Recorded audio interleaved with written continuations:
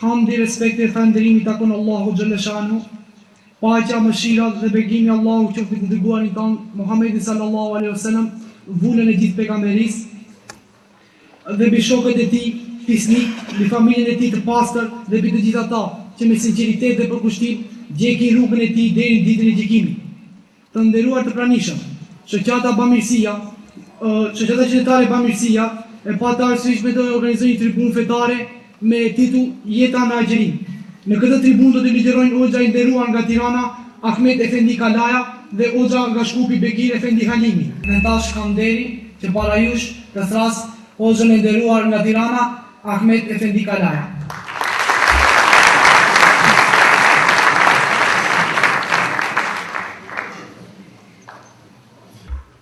Assalamu alaikum wa rahmatullahi wa barakatuh.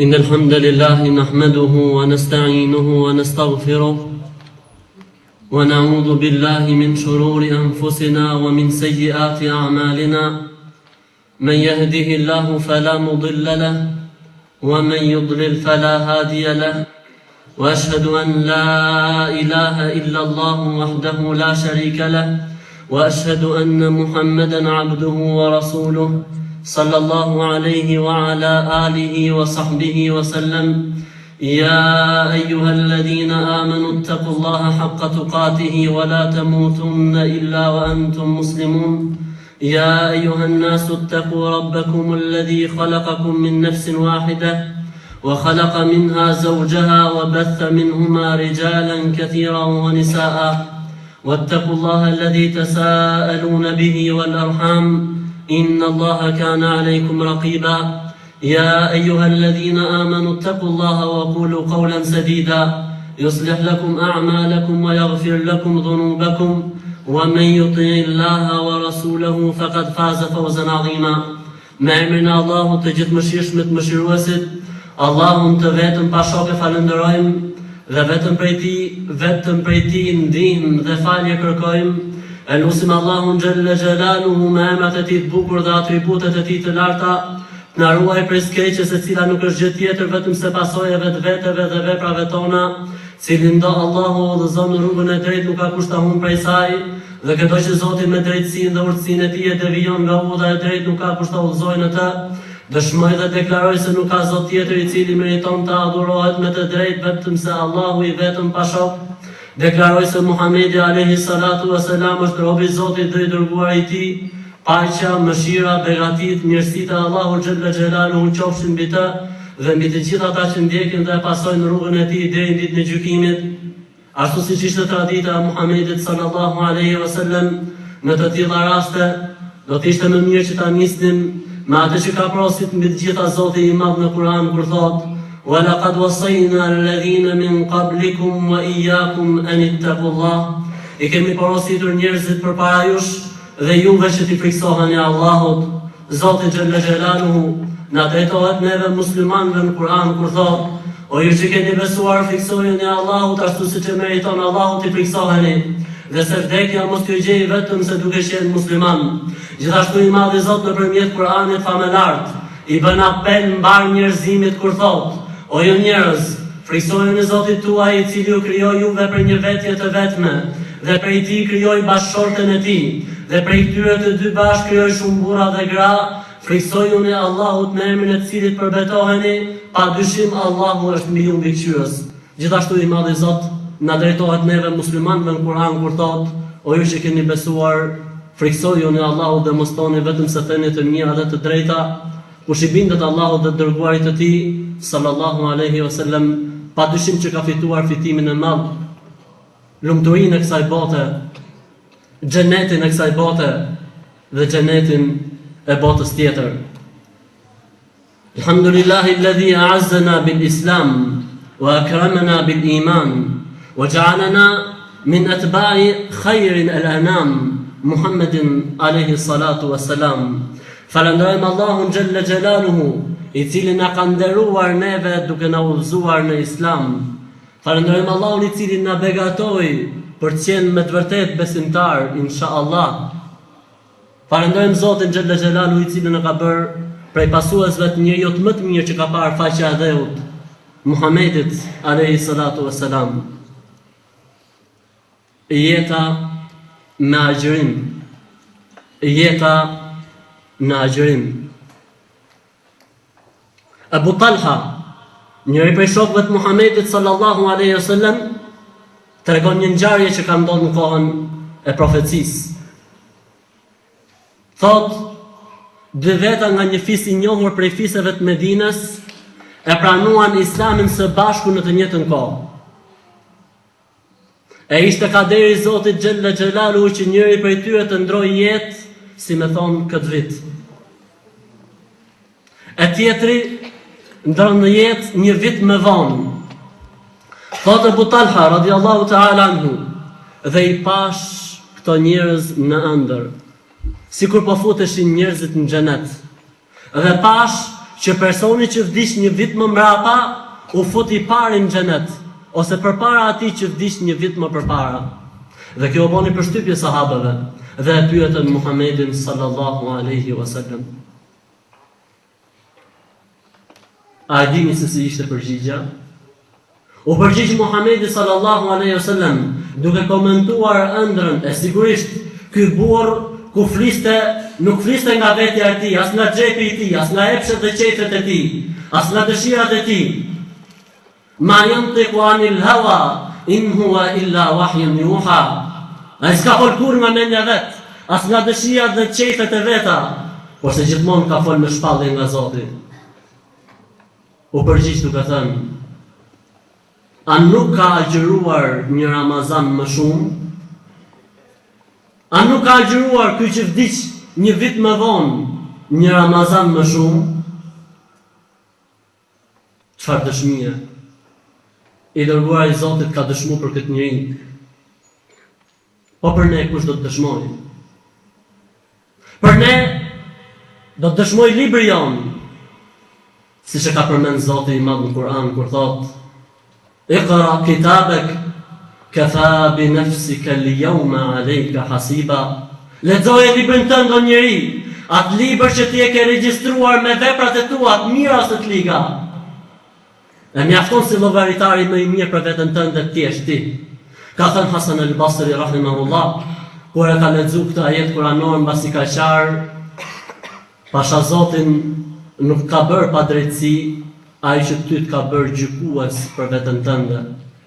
Për ne o vlla im, për ne o motra ime, do të jenë dëshmitar këto ditë dhe këto net.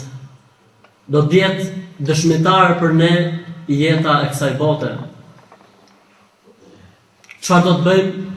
Padyshim do ta gjejmë.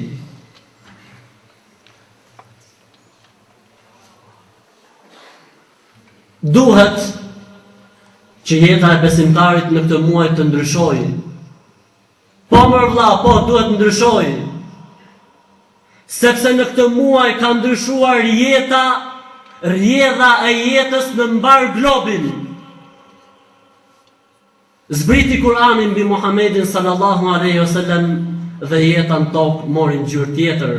U gjallërua dhe erdhi dhe një herë në jetë. Se Muhamedi sallallahu alaihi wasallam ishte mëshirë për gjithë botrat. Sallallahu alaihi wasallam. Sot kur po vija në këtë vend, po lexoja disa prej thënieve të perëndimorëve në lidhje me Muhamedit sallallahu alaihi wasallam, sa më kanë bërë përshtypje. Njëri prej tyre thoshte: a sikur të kishe ajetuar në kohën tënde o Muhammed sallallahu alaihi wasallam. Dhe dikush tjetër thoshte, siç është përmendur në enciklopedinë britanike, nuk ka parë historia e njerëzimit burr si Muhamedi sallallahu alaihi wasallam. Këtu ne e kuptojmë sa të drejtë kishte ajo druja e hurmës që kur pejgamberi i Zotit sallallahu alaihi wasallam e la dhe filloi të mbaj hutbë në minber, filloi të çante dhe të vajtonte siç vajton fëmia për nonën e vet. Derisa i shkoi Muhamedi sallallahu alaihi wasallam dhe e shtrëngoi fort dhe heshti dhe pushoj ashtu siç pushon fëmia në kraharorin e nënës vet. A kemi ne këtë përmallim për Muhamedit sallallahu alaihi wasallam? Nëse muslimani nuk i ka këto ndjesi në këtë muaj të madh, në këtë muaj të madhnushëm, në këtë muaj të begatshëm, kur më do t'i ketë? Pyetja që lind vetvetiu është: po mirë o vlla, sa muaj kështu i kanë kaluar ummetit dhe fatkeqësisht ummeti po qëndron në vend numra. Kjo është fatkeqësia. Se dikush ka menduar se Ramazani është privohesh nga ngrëna dhe e pira dhe marrëdhëniet intime, nga agimi deri në perëndim dhe vetëm kaq. O vlla im, o motra ime, o baba im, o nëna ime, Ramazani duhet të jetë koha për reflektim, për ndjesim. Mendoje pak hadithin e Muhamedit sallallahu alaihi wasallam, i cili jo si normalisht ngjitet në hutben e xumas dhe thot 3 herë amin, amin, amin. Thon sahabët shokët e tij sallallahu alaihi wasallam. Thonë dërgumi i Allahut, se ke traditë që kur ngjitesh në hutben minber të thush amin, amin, amin. Çfarë ka ndodhur sot? Thot Muhamedi sallallahu alaihi wasallam, më erdhi Xhibrili alaihi salam dhe më tha: ja Muhammed, radhima anfu mri'in adrakahu Ramadan wa lam yughfar lah. Qul amin, fa qultu amin. Më erdhi Xhibrili dhe më tha: o Muhammed sallallahu alaihi wasallam, ai njeri që e zën Ramazanit dhe nuk i falen gjunahet u tërheq zvarr për në xhenem. Thuaj amin, thot dhe unë thash amin. Pa nuk është diçka që duhet i lihet dëshirës, jo vlla, ti duhet besosh se ti duhet ndryshosh në Ramazan. Dhe nuk duhet të jesh ai që ke qenë përpara Ramazanit.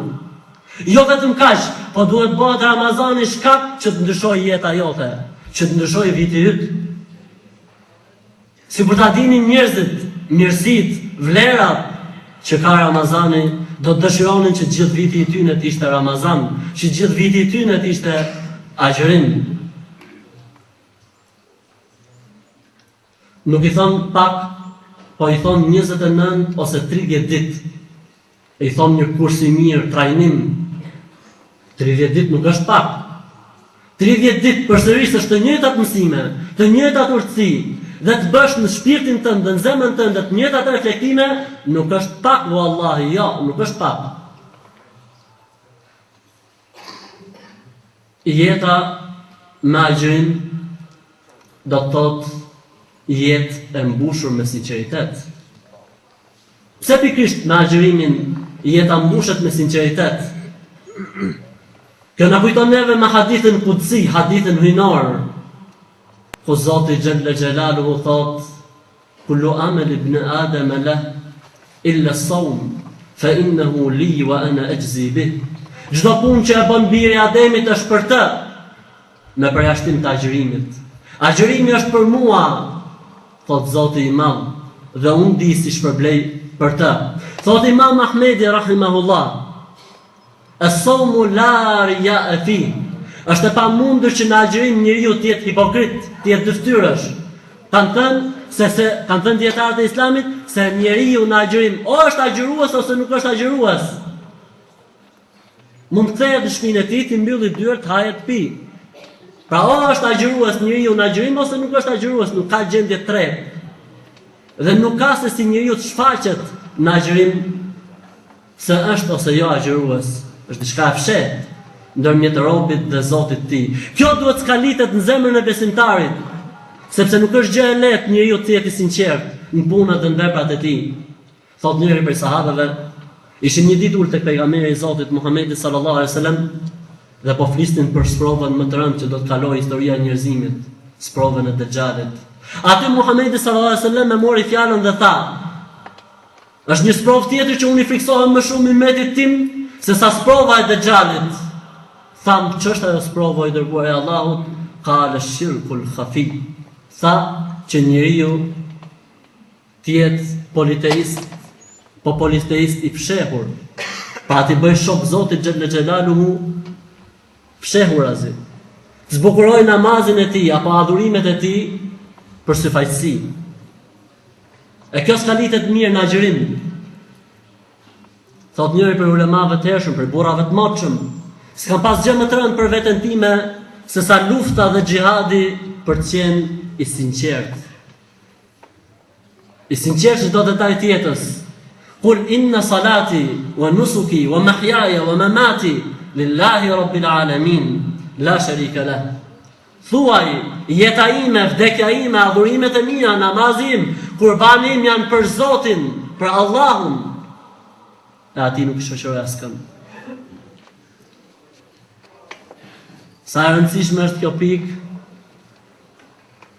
sa që sahabët shokët e pejgamberit sallallahu alajhi wasallam kanë kuptuar mirë, për këtë arsye gjen njeriu më të mirë në ummet mbas Muhamedit dhe Abu Bekrit, Omerin radhiyallahu ta'ala anhu, i lutej Zotit duke thënë: Allahumma ij'al amali kullahu salihan liwajhika khalisa la li ahadin fihi minhu shay'a.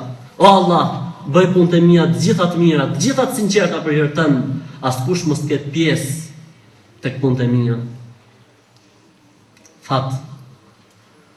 Jeta në agjërim do të thotë jetë e mbushur me devotshmëri dhe përkushtim.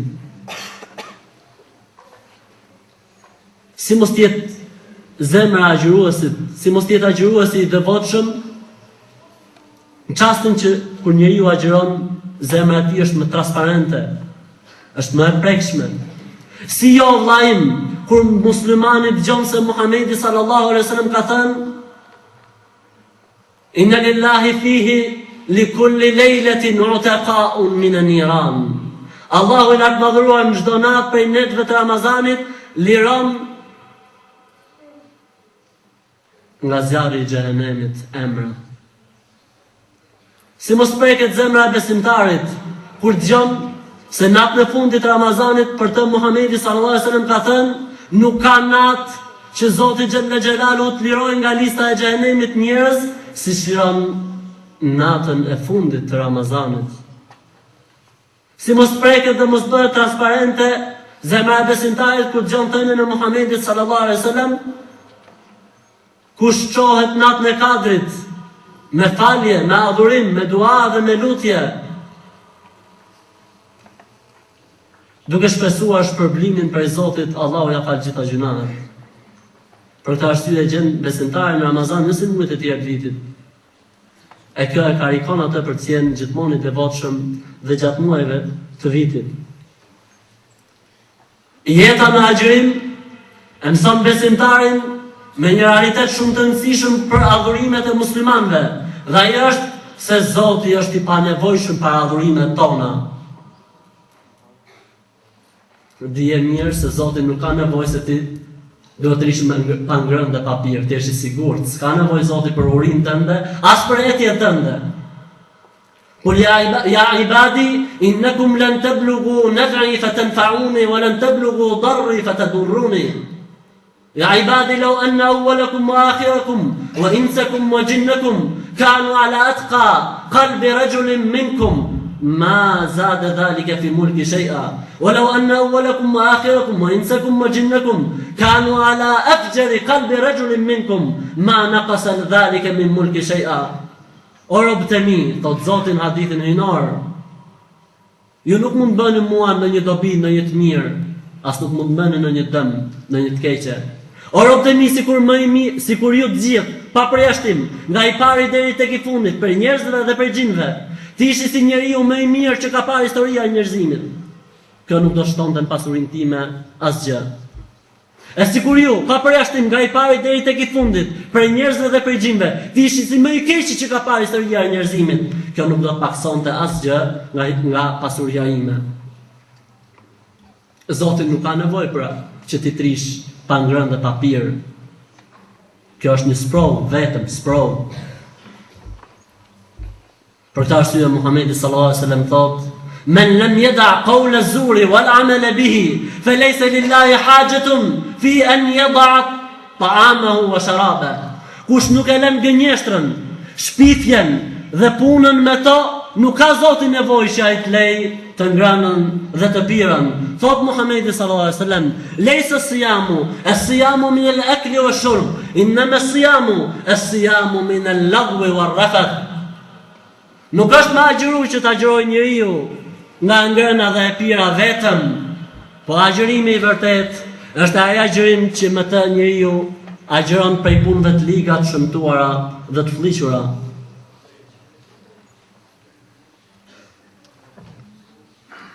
Jeta në agjërim e mëson besimtari se duhet të jetë më shumë afër Kur'anit, se Zoti i Madh ka thënë në Kur'an: "Shahru Ramadan alladhi unzila fihi al-Qur'an."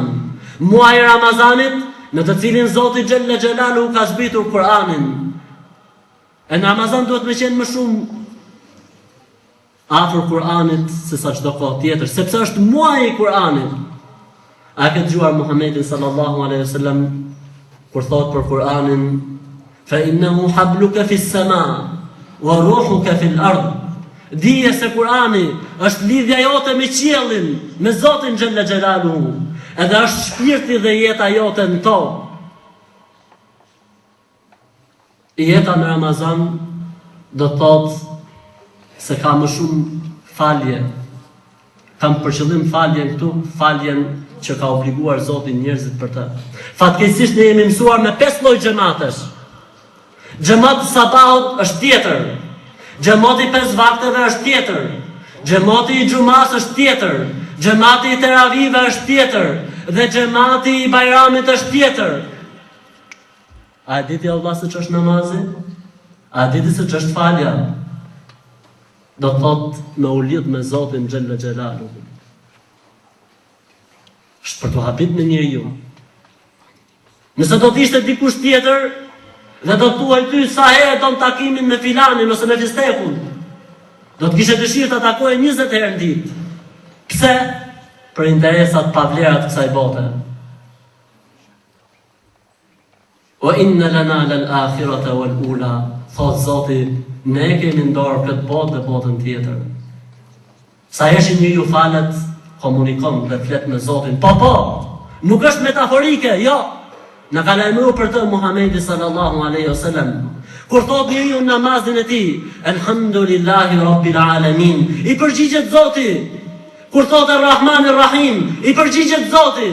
Kur thot Maliki Yawmiddin, i përgjigjet Zoti Xhella Xhelaluhu. Kur thot Iyyaka na'budu wa iyyaka nasta'in, kur njeriu e vën ballën sejdë, është më afër Zotit Xhella Xhelaluhu. Prandaj thot Muhamedi sallallahu alaihi wasallam, më afër se është robi me Zotin e tij është në çastin kur është në sejdë. Prandaj kur jeni në sejdë, shtoni sa më shumë lutje që keni për Zotin tuaj. Jeta në agjërim do thot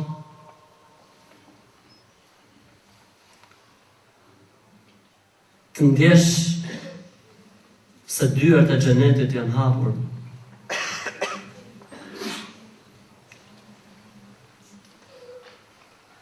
Allahu musta'an. Dyert e xhenetit janë hapur. Pa ka burra, a ka njerëz që duan më fut në xhenet? Asnjë nuk ka thonë që xheneti fitohet me përtaci dhe me gjumë. Thot Muhamedi sallallahu alaihi wasallam një ditë drejtuar shokëve të tij: "Ala inna sil'ata Allahi ghaliya, ala inna sil'ata Allahi al-janna." Malli që Zoti Xhella Xhelaluhu ka vënë treg për njerëzit është i shtrenjtë. E ky mall që Zoti e ka vënë treg për njerëzit është xheneti. Thot Muhamedi sallallahu alaihi wasallam në hadithin tjetër: "Inna fil jannati ghurafun yura batinuha min zahiriha wa zahiruha min batiniha. A'adda Allahu liman at'ama at-ta'am wa adama as-siyam wa salla bil-layli wan-nasu niyam." Allahu Xhella Xhelaluhu në xhenet ka përgatitur kështjella. Kështjella që çfarë është brenda duket jashtë dhe çfarë është jashtë duket brenda. Zoti i ka përgatit për ata njerëz që ushqejnë të varfrit, për ata njerëz që agjërojnë vazhdimisht, për ata njerëz që falen natën dhe njerëzit e tjerë janë gjumë. A ke dëgjuar për derën e Rayyanit, për portën e Rayyanit? Është një portë që është e veçantë për agjëruesit. Për çfarë agjëruesish? Për ata që me agjërimin e tyre agjeron dhe syni i tyre. Për ata që me agjërimin e tyre agjeron veshë i tyre. Për ata që me agjërimin e tyre agjeron goja e tyre, gjuha e tyre. Për ata agjërues që me ta agjerojnë dhe veset e tyre.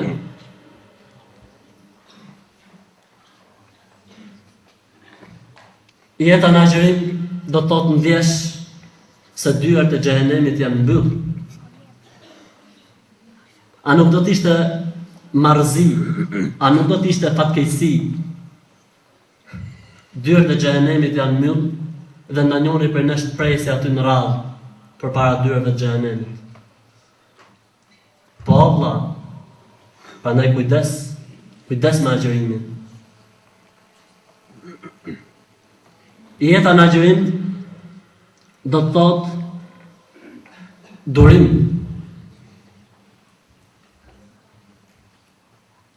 O insabehu ahadun au shatamahu au qatalahu falyaqul inni imru'un sa'im, inni imru'un sa'im. E nëse dikush të ofendon ose të shan ose dhe të lufton, thuaj unë jam agjërues. Pra kam raporte tjera, nuk kam nge të merrem me gjërat e kësaj bote, as me hakmarrjet për vetveten time, po jam i angazhuar me Zotin tim, si më thënë lë rahat, selamen, siç e ka përmend Zoti në Kur'an. Agjerim, jeta në agjerim do të thotë unitet, bashkim, vllazëri. E si jo, kur muslimanët agjërojnë gjithë bashku në një kohë dhe bëjnë baran gjithë bashku në një kohë, han iftar në të njëjtën kohë dhe e bëjnë syfyr në të njëjtën kohë. Do të thotë që të jesh më afër muslimanëve dhe gjendjes tyre, do të thotë ndjesh dhe të kesh dhimbje kur muslimanët kanë dhimbje, dhe të kënaqesh dhe të gëzohesh kur muslimanët kanë gëzim. Jeta në agjerim do të thotë falënderim ndaj Zotit Xhella Xhelalu që të ka zgjedhur me qenë prej robëve të tij. Është mirësia e Zotit që ti je rob i Zotit, që ti je prej adhuruesve të Allahut. E Allahu duhet falënderuar shumë për këtë mirësi dhe begati. A e di pse? Sepse ka njerëz që ndoshta arrin deri në moshën 60 vjeçare dhe nuk e di pse jeton. As si ka ardhur, as pse ka ardhur, as si do të jetë përfundimi i tij. Përse ti e di si ka ardhur, pse ka ardhur, cili është qëllimi dhe si do të përfundosh, si do të jetë përfundimi.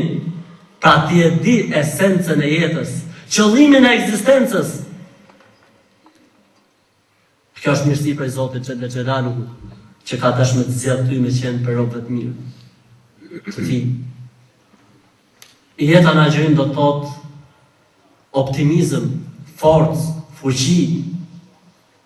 Jo dobësi, pavarësisht se trupi dobësohet. Jo, përkundrazi.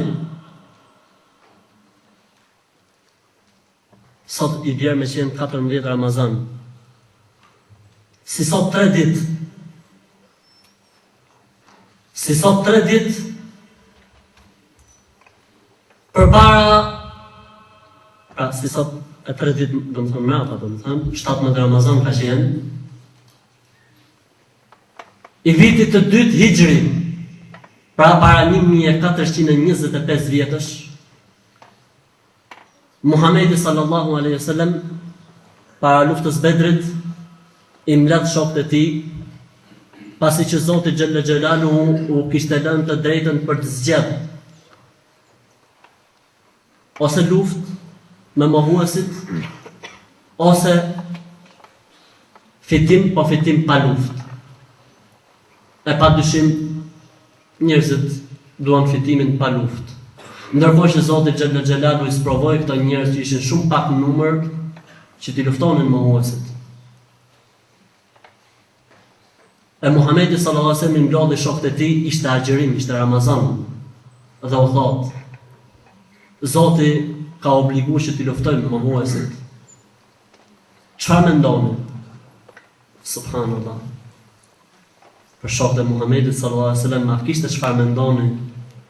Wa ma kana li mu'minin wala mu'minatin idha qada Allahu wa rasuluhu amran an yakuna lahumul khiyaratu min amrihim. Është e pamundur për një besimtar dhe besimtare të vërtet, kur Zoti Xhella Xhelaluhu dhe i dërguari i tij Muhamedi sallallahu alaihi wasallam gjykojnë diçka, të kenë ata drejtën për gjykuar diçka tjetër.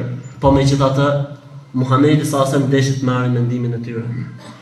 E çohet Abu Qatada radhiyallahu ta'ala anhu dhe thot: "Wallahi lan naqula laka kama qalat banu Israila li Musa, idhhab anta wa rabbuka faqatila inna hahuna qa'idun. Wallahi law khudta bina hadha al-bahr la khudnahu ma'ak." O i dërguari i Allahut, ne nuk do të themi ty, ashtu siç i thanë çifutët hebrejt Musait, shkoti me Zotin tot, shkoti me Zotin tënd dhe luftoni, se ne po presim këtu. Jo vallahi, sikur ti do të futesh në det, ne do të futemi në det me ty. Sami'na wa ata'na ghufranaka rabbana wa ilayka al-masir. Dëgjuam dhe u bindëm te këtij o Zoti ynë, do të kthehemi në fal gjunahet. Kjo duhet të jetë jeta e muslimanit në agjerim. Ky duhet të jetë reflektimi që duhet t'japi muaji i Ramazanit, muaji i agjerimit, adhurimi i agjerimit në vetvetet tona, në shpirtrat tonë, të reflektojmë ne së pari e të reflektojmë mbas nesh dhe shoqëria në të cilën ne jetojmë. Do ta mbyll inshallah taala me një lutje që e ka bërë Muhamedi sallallahu alaihi wasallam. E kjo lutje është shumë e volitshme, shumë e përshtatshme në raste të tilla dhe në net të tilla. Allahumma inna nas'aluka bi kulli ismin huwa lak sammayta bihi nafsak aw anzaltahu fi kitabik aw 'allamtahu ahadan min khalqik an taj'ala al-Qur'ana al-'azima rabi'a qulubina wa shifaa'a sudurina wa dhahaba humumina wa ghumumina. Allahumma ij'alhu qa'idana wa sa'irana ilayka ila jannatika jannatin na'im. اللهم اجعل اجتماعنا هذا اجتماعا مرحوما وتفرقنا بعده معصوما. اللهم لا تجعل فينا ولا معنا شقيا ولا محروما. O Allah, ne të lutemi ty me emrat e tu të bukur, me emrat e tu të bukur që ti i ke zbritur në librin tënd, me emrat e tu të bukur që ti ja ke mësuar ndonjëri prej krijesave të tua, me emrat e tu të bukur që ti i ke fshehur në dijen tënde dhe nuk i din askush tjetër përveç teje, që Kur'anin ta bësh jetë pranverë, qetësit zemrave tona, shpirtave tona. O Allah, me Kur'an na i shëro smundjet tona, hallet tona, problemet tona, streset tona. O Allah, bëje Kur'anin udhëzuesin ton, orientuesin ton për tek ti, për tek xhenetet e tua. O Allah, bëje Kur'anin argument për ne dhe jo argument kundra nesh. O Allah, na bëj prej atyre që do të ndërmjetësoj për ne Kur'ani dhe agjerimi ditën e gjykimit, atë ditë ku nuk bën dobi as pasuria, as pas ardhsit, vetëm se zemra e shëndosh, zemra e pastër. O Zot, bëj këtë takim për atyre takimeve ku ti derdh mëshirën tënde, faljen tënde, për atyre takimeve që kur çohen njerëzit prej ti thua o Zot mbi arsh, çohuni se unë ja kam fal gjunahet. Allahu na bëfë këtyre njerëzve. Sallallahu alaihi wasallam wa baraka ala abdihi wa rasulihi Muhammad wa ala alihi wa sahbihi wa sallam.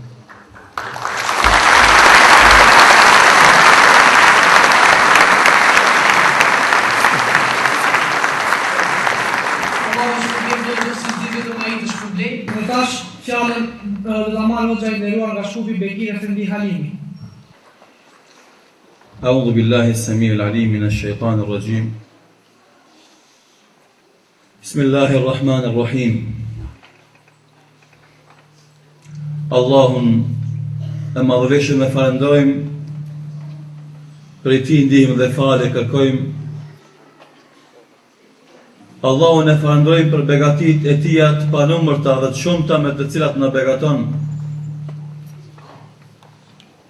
Allahun e falënderojmë që na dha këtë muaj të bekuar të Ramazanit, i cili është muaj i falës së mëkateve. Allahun e falënderojmë, i cili është i përhershëm që nuk përfundon. I pari para ti tjetër s'ka. I fundi pas ti tjetër s'ka. Atë falënderojmë që ndron ditën dhe natën për qenë mësim për njerëzimin. Allahun e falënderojmë që ka krijuar njerëzimin për adhurimin e tij. Ka përgatitur gjoksin ton për ta njohur atë. Na ka udhëzuar me tauhid dhe në ka inspiruar për të falendruar, madhruar dhe lavdruar atë. Atë që do, ja lehtëson adhurimet ndaj tij. Dhe ata që bëjnë gjunahe, i pranon me mëshirën e tij. Atij i takon falëndrimi në fillim dhe në mbarim. Andaj atë e lusim që të na i falë mëkatet dhe të na i shlyen ato, na i shtoj shpërblimet dhe të na i ngrit gradat. Falënderojmë Allahun për bamirësitë e tij të mëdha, të cilat na vijnë nga mëshira e madhe e tij. Falënderojmë Allahun i cili na krijoi nga dheu dhe bëri dallime mes njerëzve në sjellje dhe moral, bëri dallime mes kohërave dhe vendeve. Andaj atë e falënderojmë në çdo gjendje për të mirat dhe begatitë që nuk na i ndal. Falënderojmë Allahun Zotin e botrave, i cili na solli këtë muaj si begati, muaj i cili është një shtyllë për shtyllave të Islamit. Falënderojmë Allahun i cili posedon të gjithë krenarinë dhe pushtetin, dhe i cili ka zbritur Kur'anin udhëzim për njerëzimin, sqarues të vërtetës dhe dallues të vërtetës nga kota. Falënderojmë Allahun që na ka nderuar mbi popull tjerë me Kur'an, na edukon me premtimet dhe kërcimet që gjenden në Kur'an. Atë e falënderojmë për këtë begati të madhe që gjendet në Kur'an. Paqja dhe bekimi qofshin mbi Muhamedit sallallahu alaihi wasallam, i dashuri dhe i madhi jon, të cilin Allahu xhalla shanu e zgjodhi dhe e përzgjodhi dhe bëri të dashur dhe mik të vetit. Atë që Allahu i dha moralin më të madh, atë që e bëri të butë të mirë dhe të mëshirshëm për njerëzimin, atë që e dërgoi përgëzues dhe qortues, atë i cili thiri në tauhid dhe solli udhëzimet dhe sharimet e plota. Allahu im, beko dhe dërgo selame dhe salavate mbi pejgamberin, hulefat, familjen e pastër, shokët fisnik dhe me të gjithë ata që ndjekin rrugën e tyre deri ditën e Kiametit. Të nderuar besimtar, rahmeti e Allahut është shumë i madh. E nevoja jonë për rahmetin e tij është gjithashtu shumë e madhe. Fuqia e Allahut është shumë e madhe. Varfëria dhe nevoja jonë për të është gjithashtu shumë e madhe. Po mos ishte mëshira e tij, do të na kaptonte zemrimi dhe hidhrimi i tij. Andaj jetojmë, e zhvillojmë jetën, i kalojmë ditët duke i përjetuar gëzimet nga mëshira dhe rahmeti i madh i Allahut subhanahu wa taala.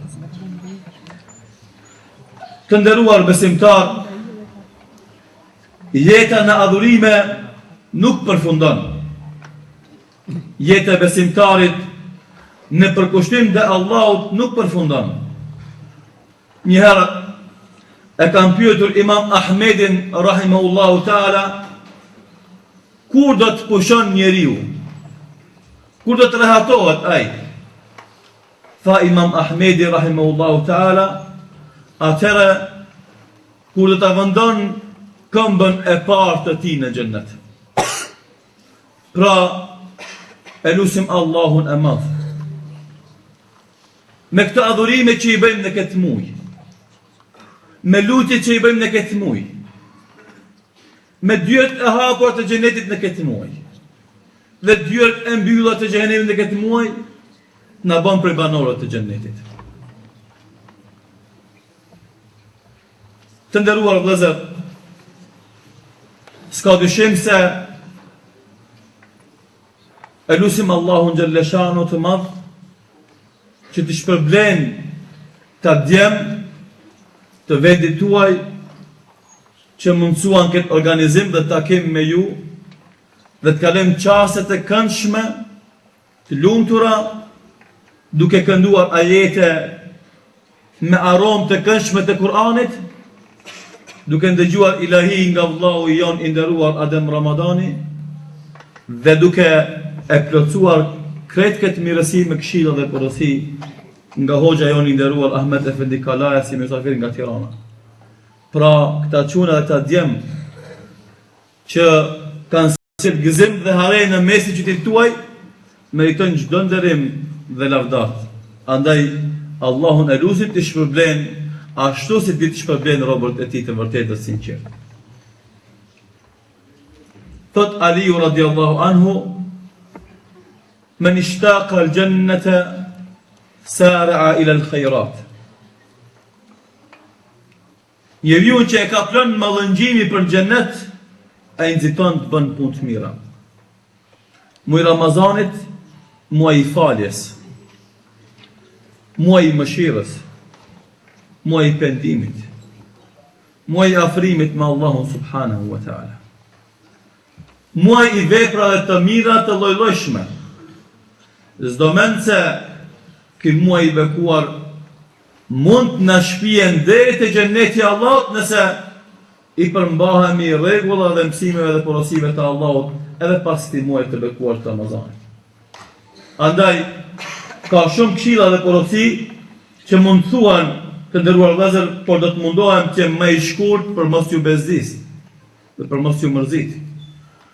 Do të mundohemi të prezantojmë një plan program konkret duke caktuar për çdo ditë të Ramazanit nga një qëllim.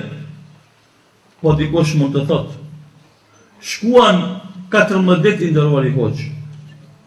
Fakti është që shkoi për pavarësisht gjysma, po ka mbetur edhe gjysma tjetër. Na ka mbetur 10 që i fundit të Ramazanit, ku gjendet në të nata e Kadrit, e cila është më e mirë se 1000 muaj. Andaj që kështë e ka në hadith, men hurima khejruha, fa huwa mahrum. Ai që privohet nga mirësia e kësaj nate, është privuar nga çdo e mirë dhe mëshira e Allahut subhanahu wa taala. Andaj, pasi që kanë luar 13 ditë, do të fillojmë për ditës 14 për të marrë mësime dhe porosi. Dita e 14 e Ramazanit ka shkuar, por le të bëhet mësim për vitin e ardhshëm, se sikur se thonë të një mik, ta ky Ramazan në këtë vit në erdhi, e tjetri ishte nisur më njëherë pas tij. Do thotë, shumë pak na duhet që të arrim Ramazanin e ardhshëm. Ai është në prag. Akoma se kemi përfunduar këtë, ai vetëm se është në prag për të arritur. Merr përsipër vepër e mirë. Merr përsipër pastrimin e xhamisë. Për shembull, qëllim i ditës 15 të Ramazanit. Pastrosh xhamin, e cila është vendi më i dashur te Allahu subhanahu wa taala. Pse? Sepse aty ngritet dhe përmendet emri Allahu subhanahu wa taala. Do të mundohem të jemi shkurt për shkak të kohës. Dita e 16. Merri fëmijët me vete në xhami që të mësohen të vizitojnë shtëpiat e Allahut subhanahu wa taala. Por me kujdes, duke mësuar atyre rregullat e ardhes në xhami, që mos bëjnë zhurmë në xhami dhe mos të çrahatojnë ata që falin namazin e tallavis. Dita e 17. Vizito të afërmit që i ke dhe që janë të sëmurë, qofshin në spital apo në shtëpi. Përgatit një dhuratë modeste për to dhe trego se ti si besimtar interesohesh për kushërinë e vet, falëfisin e tij dhe kjo është edukatë e besimtarit. 18. Ide bashkëore. Gjithë kemi na telefon celular. Por shumë kush i telefon celular e përdor për gjërat e kota dhe pavlefshme. Bëne obligim në këtë ditë të dërgosh 10 porosi SMS shokëve, miqve, jaranave, dashamirëve me një porosi.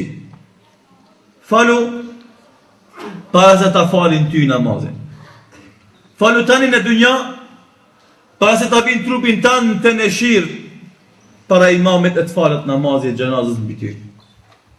Këshill, do shta bën dobi për dikend. 19. Ca këto një moment, një qas nga dita për të biseduar me farefisin dhe për të interesuar për gjendjen e tyre. A janë mirë? Si kanë halët? A kanë nevoj për diçka? E kështu më radhë. 20.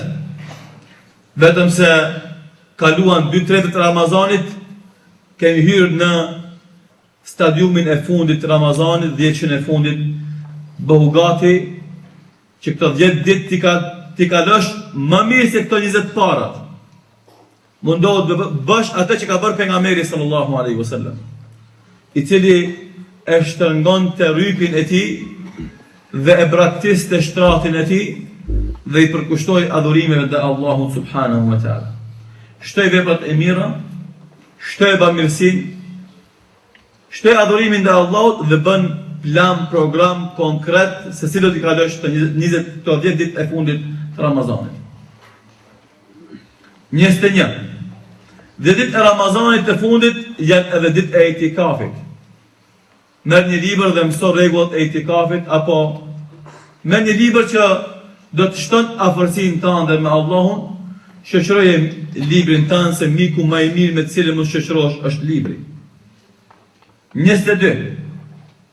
Thirr familjen, farefisin, miqasin, shok, jaranat të shtëpinë tënde për të biseduar për tema që të preokupojnë ty, familjen tënde, rrethin tënd, dhe merr në advent intelektual, duke filluar që nga hoxhallarët dhe tjerë që mund të debatojnë konstruktivisht për probleme që i kemi në jetën tonë të përditshme.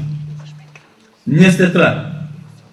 Merr librin Riyadus Salihin, kopshit të devotshmëve, dhe zgjedh kapituj me hadithet pejgamberit sallallahu alaihi wasallam, të cilat do të stimulojnë apo do të rrisin stimulimin për të bërë vepra të mira dhe për të ngjallë shpirtin e adhurimeve tek ti. 24. Blej disa dhurata dhe shkruaj disa shprehje që shprehin respektin, nderimin dhe dashurinë tënde ndaj antarëve të familjes apo shokëve tu. Sepse pejgamberi sallallahu alaihi wasallam ka thënë tahabu. Jep një dhuratë njëri tjetrit që të shtohet dashuria mes jush. Muaji Ramazanit i afron besimtarët dhe shton dashurinë mes tyre, eliminon zilin, urrëtitjen, mllëfin në çmimin, poshtërsimin e njëri tjetrit. 25.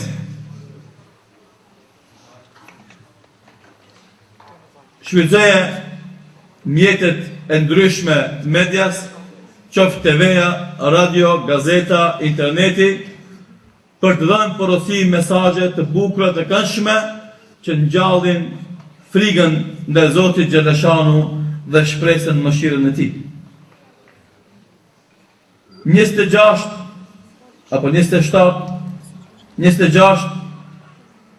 zgjedh tema që flasin për edukimin e fëmijëve dhe organizimin e jetës familjare dhe mënyrën se si të përfitojmë nga Ramazani që familja jonë të ngrit nivelin e besimit, nivelin e devotshmërisë, nivelin e vetëdijsimit dhe të jetë përfitim praktik dhe konkret nga muaji i bekuar Ramazanit. 27 bëu gati që këtë ditë e të cilën parakaloj nata e Kadrit ta kalosh në shpresë të madhe se Allahu na ka caktuar në natën e Kadrit të jemi nga të falurit, të jemi nga të amnestuarit, të jemi nga të pranuarit. Shpresoj se në këtë natë kaluar je regjistruar në regjistrin e njerëzve të mirë dhe të devotshëm dhe je regjistruar nga lista e mëkatarëve dhe gjunaqtarëve. 28 Mësoj rregullat e zeqatit dhe sadakatul fitrit dhe mundohu pastrosh pasurinë tënde duke ia dhënë atyre që meritojnë. 29 Mësoj rregullat e Bajramit. Mësoj rregullat e Bajramit. Edhe fillo të gëzohesh me këtë festë të madhe, e cila vjen si rezultat i një adhurimit të gjatë, një adhurimit të madh, të lloj-llojshëm, dhe gëzohu me këtë ditë dhe përgatit gëzimin edhe tek fëmijët e tu. Dita e fundit, ashtu sikur se çdo përfundim, është dita e kalkulimit, e llogarisë. Ulu dhe llogarit 30 ditë e kaluar të Ramazanit, cilët janë gjërat që i ke shtuar në adhurime në këtë muaj, cilët janë opsi dhe mangësi që i ke patur në këtë muaj, shënoj me një regjistër, me një flet, dhe jepi besën vetvetes, jepi sparit besën Allahut, pastaj jepi besën vetvetes se vitin e ardhshëm do të mundohesh këtë Ramazan ta kalosh në mënyrë më të mirë, në mënyrë që do të shtohen veprat e mira dhe do të paksohen veprat e këqija. Mundohu të bësh një listë të disa cilësive morale që do t'i marrish me vetin nga ky muaj dhe disa veseve të këqija që do t'i braktisësh në këtë muaj. Dhe bën një anketë për vetveten. Dhe kjo do t'ju ndahet në fund atje dhe merrni me vete dhe anketoni vetveten se sa keni përfituar nga ky muaj i bekuar Ramazanit dhe ku keni arritur. Shikoni sinqeritetin tuaj, a keni realizuar në këtë muaj apo jo? Sa keni qenë besnik? A jeni larguar nga immoraliteti i dukshëm dhe ai i fshehur? A keni braktisur të gjitha veprimtaritë ekonomike ndaluara? A keni zbatuar premtimin? A keni braktisur zullumin të gjitha format e saj? A keni qenë modest apo keni qenë me ndërmëdhej? A keni qenë të butë apo keni qenë të ashur? A keni bërtit ku duhet dhe ku s'duhet apo keni ullur zërin? Keni patur mendim të mirë për muslimat apo i keni sharë ato? O ke dash të mirë njerëzve apo o ke dash të keqen atyre? A je buzqesh për të takuar me muslimat apo ke qenë i mërolur dhe i zymt? Këto janë veprat e mira që duhet i kesh, janë tani edhe disa vese që duhet të eliminosh nëse i ke. Gënjeshtra, a ka qenë e parishme me ty në këtë muaj apo e ke braktisur dhe je larguar për saj? Përgojimi dhe bartja e fjalëve, a ka qenë të pranishme në jetën tënde apo ato s'kan pas vend në këtë muaj të bekuar të këti? Ke thyer premtimin apo e ke mbajtur atë? Moralin e ke ruajtur apo je prishur moralisht? Ke folur për gjëra të kota apo je munduar që të flasësh vetëm për gjëra që ka nevojë për të njeriu në jetën e dunjas dhe në jetën e ahiretit? I ke përqesh njerëzit? Ai takon besimtarit përqesh vllahun e vet? Ke qenë kryelart? Ase si besimtari s'mund të jetë kryelart?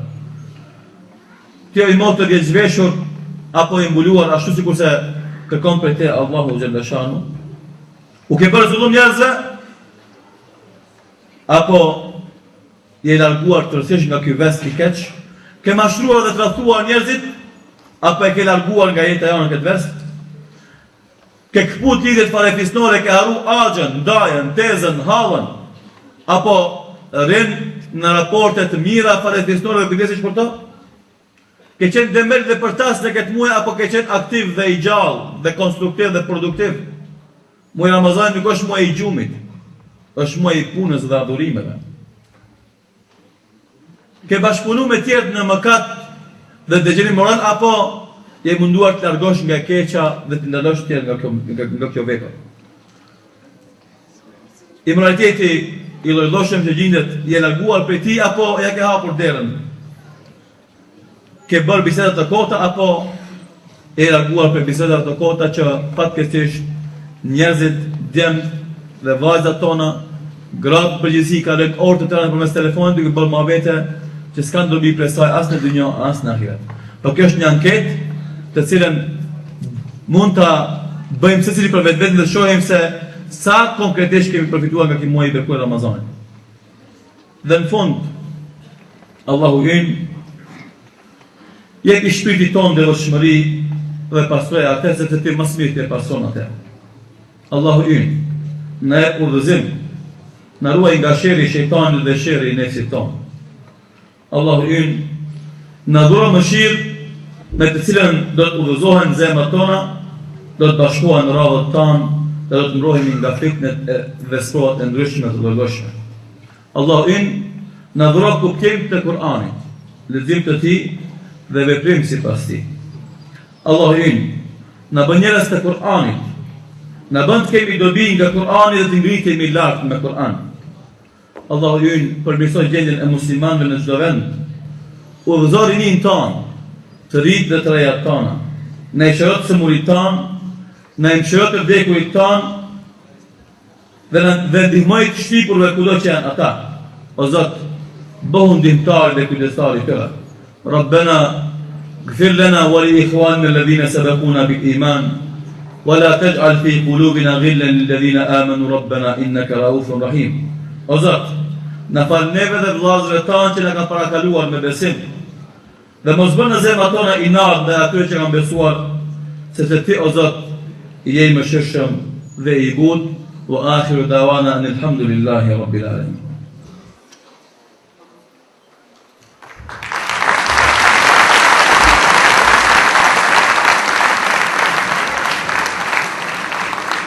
Ta shfillojmë me pyetje që ju i keni shkruar për xhallarët tanë. Selamu alaikum, sa është vlera e namazit që nuk falen në kohën e vet për arsye të punës, nuk mund ta falë në kohën e duhur. Allahu shpërblet. Hoxha Ahmed. Bismillahirrahmanirrahim. Alhamdulillah, salatu wassalamu ala rasulillah. Pyetja me thënë drejtën është disi e çuditshme, sepse nuk e konceptoj dot që tjetë puna pengesë për namazin. Mund tjetë në një rast i rrallë, e rastet e rralla nuk mund bëhen ligj. Namazin mund ta falësh ke puna jote, tek zyra jote, tek toka jote, kudo që ti je shtypur, do nuk është kushti ti falësh në xhami. Prandaj edhe ne duhet të korrigjojmë disa koncepte në lidhje me namazin. Ma namazin mund bëhet në shtëpi, mund bëhet në xhami, mund bëhet në punë, mund bëhet kudo që ti je ti. Kështu që nuk ka se si mu bë puna pengesë për namazin. Falu aty ku ti jesh. Pejgamberi Zotit Muhamedi sallallahu alaihi wasallam jep një shembull me namazin e ikindis. Dhe kjo vlen për të gjitha namazet. Po shikoj namazin e ikindis pa arsye si ku ka humbur familjen dhe pasurinë e tij. Një namaz. Që nuk ka arsye. Rasti rrallë. Dikush do është në operacion, do të punu mbi smurin, për jashtim. Ushtari në luftë, për jashtim. Sepse është në aksion e sipër e tjere dhe bile edhe në atasa i duhet falë për uniform tjetër kështu më radhë. Rasti se janë punë së më falen të ngon puna nuk është rast. Kështu që muslimani është obliguar si thotë Muhamedi sallallahu alaihi wasallam të fali 5 vakte në një ditë natë. 5 namazë në një ditë natë. Nëse puna është e atill që nëse do ta ndërpresi personit dëmton jetën e tij ose jetën e dikujt tjetër, ose rrezikon diçka shumë të madhe, atëherë mund ta bashkoj me namazin tjetër. Mund bashkoj drekën me ikindin, akşamın me yatsin, në kohën e njërës prej tyre, ose në kohën e drekës rastin e parë, ose në kohën e akşamit rastin e dytë, ose të ikindis ose të yatsis, domethënë. Dhe Allahu të mësminë.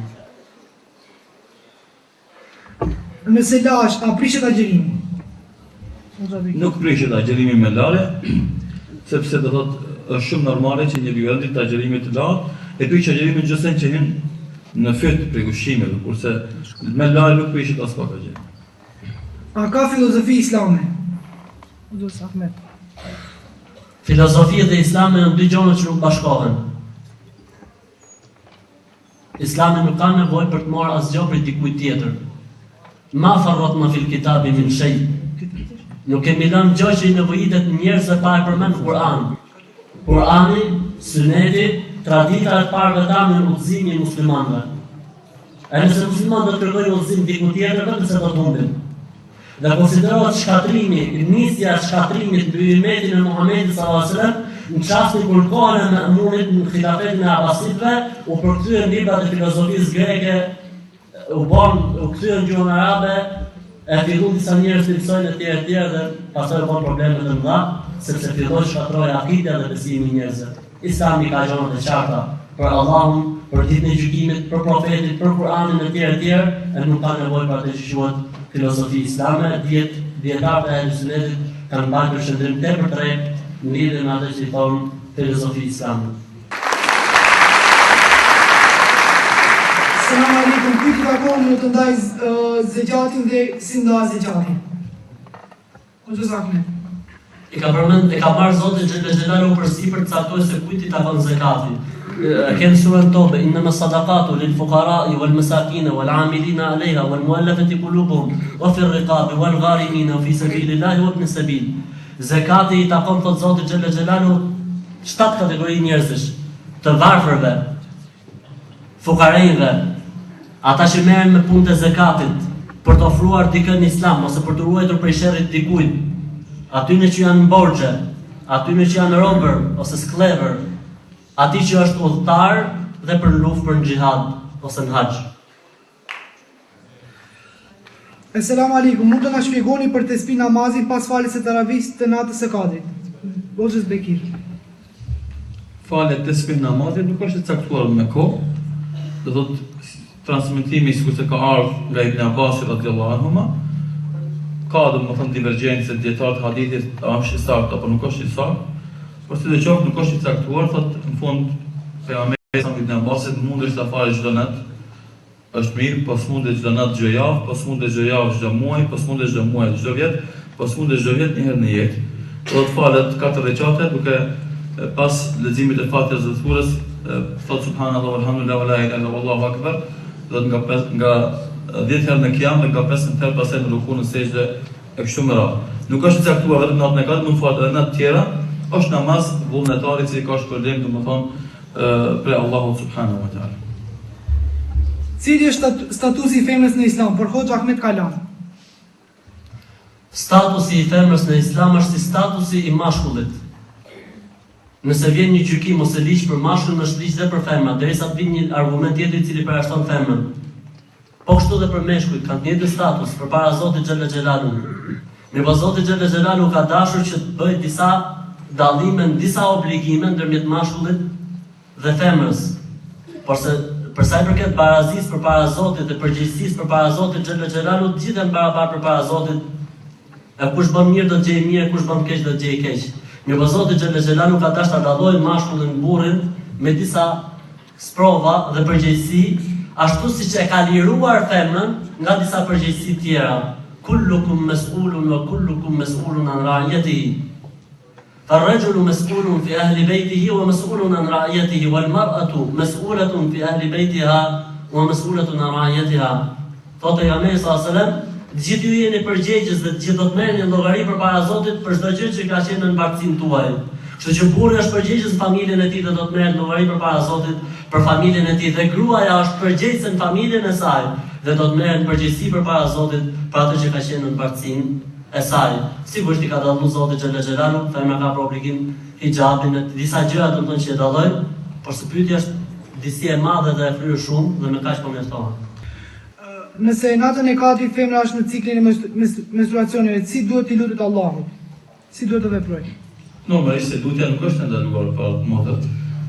Ajo mund të lutet, do të thotë sikur se ka pyet Aisha radhiyallahu anha pejgamberin sallallahu alaihi wasallam nëse takoi natën e Kadrit si lutem, ka thënë thuaj Allahumma innaka afuwun karimun tuhibbul afwa fa'fu anni, o Zot, si e falës dhe buja dhe don falën edhe më fal mua.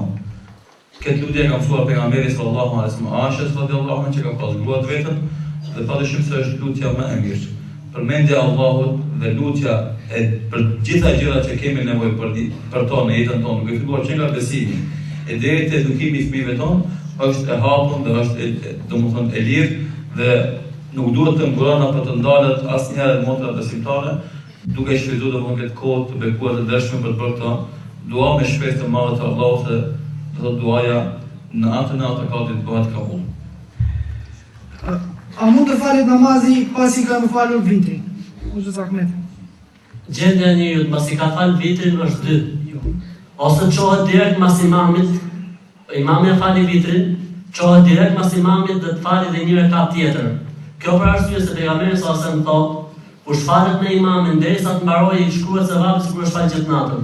Nëse ti ke bërë mend që mas falës me imamin, falësh natën, ke dy zgjidhje. Zgjidhja e parë, çohesh mas i mbaron imamit, bësh edhe një rekat, pra bëhen për ty 4. edhe pastaj falu natën sa duash dyshe, pastaj e mbyll me një rekat vitër tek. Ose gjë tjetër është që ti të falesh ashtu siç falet imami dhe t'japësh selam, dhe nëse çohesh natën, të falesh dyshe, sepse nuk lejohet që muslimoni me bëj 2 vitra në një natë.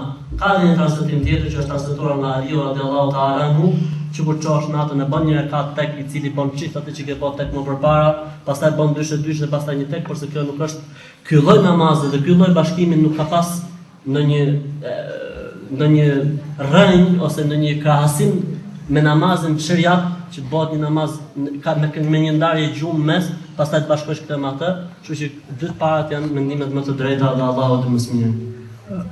A duhet patjetër të afërmit i ftojnë për iftar? Po vallë çka bëhet me ato që nuk kanë mundësi ekonomike? Dhe një pyetje tjetër që vjen nga një vëlla tjetër për Hoxhën Bekir është parashkon një pyetje Hoxhës Bekir Alimi, si mund ta komenton fjalinë më poshtme. Të këshilloj një mashkull kanë këshilluar një mashkull, kurse të këshilloj një femër kanë këshilluar një shoqëri. Të thrasësh në iftar fare fisi nuk është obligim, është vepër e mirë. Sepse ai që e thret në iftar dikën e ka shpërblimin e agjerimit të tij. Të thotë andaj një dietar sikur të thotë a do të agjerosh 2 herë? Thirr në iftar dikën për agjeruese me shpërblimin e tij dhe ai nuk i paksohet atij shpërblimi vet. Nuk është obligim, kjo është vepër e mirë, po patë mundësi thret. Po nuk ke mundësi, Allah nuk e kërkon se s'ka mundësi. Se për këtë frazës tjetër ose shprehjes, ajo nuk është kështu kush këshillon. Kush edukon një mashkull, ka eduku një individ. Kush edukon një femër, ka eduku shoqërinë. Sepse femra është nën e ardhshme dhe ajo edukon fëmijët e vet. Andaj kujdesi për edukimin e femrës duhet të jetë shumë i madh, për shkak se prej sa edukimit të saj varet edhe edukimi i fëmijëve. Dhe kjo është realitet, gjithë ne e shohim sa orë qëndron prindi në shtëpi dhe sa orë qëndron nëna në shtëpi. Andaj kur nëna është edukuar dhe është e arsimuar dhe është fetare dhe është e devotshme dhe ka frikë Zotin, ajo shumë më mirë mund të edukon fëmijën e vet.